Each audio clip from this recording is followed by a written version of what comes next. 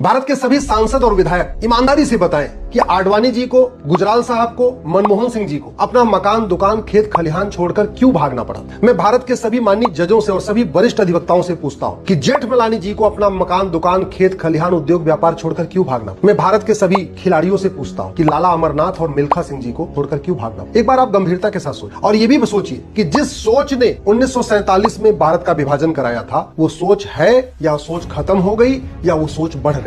जिस पाक नापाक की सोच ने अफगानिस्तान में हिंदुओं को खत्म कर दिया, जिस पाक नापाक की सोच ने पाकिस्तान में हिंदुओं को खत्म कर दिया, बांग्लादेश में हिंदू खत्म होने वाले हैं, जिस पाक नापाक की सोच ने कश्मीर में हिंदुओं को खत्म कर दिया, क्या वो सोच बढ़ रही है या घट रही है। मदरसों की संख्या बढ़ रही है या घट रही है। दरगाहों की संख्या बढ़ रही है या घट रही है। जिहाद बढ़ रहा है या घट रहा है। घुसपैठ बढ़ रहा है या घट रहा है। धर्मांतरण बढ़ रहा है या घट रहा है। लव जिहाद बढ़ रहा है कि घट रहा है। और अगर ये सारे खतरे बढ़ रहे हैं तो भारत असुरक्षित हो रहा है या भारत सुरक्षित हो रहा है। आप लोग एक बार ईमानदारी से कुछ समय के लिए पार्टियों की गुलामी छोड़ दीजिए, नेताओं की गुलामी छोड़ दीजिए, थोड़ा स्वतंत्र विचार से सोचिए। क्या आप चाहते हैं कि 25 साल के बाद 2047 में आपके बच्चों को भी उसी तरीके से पलायन करना पड़े जिस तरीके से 1947 में पलायन हो। एक बार इसलिए कह रहा हूं, सोचिए, चिंता करिए और कुछ इसका समाधान ढूंढने की कोशिश करिए। मैं जानता हूं आम जनता के पास इसका समाधान नहीं है, लेकिन इसका समाधान संसद और सुप्रीम कोर्ट के पास है। भारत के संविधान में संसद और सुप्रीम कोर्ट को इतनी पावर दी गई है कि भारत के हर खतरे का सामना कर सकते हैं, भारत के हर खतरे से निपटने के लिए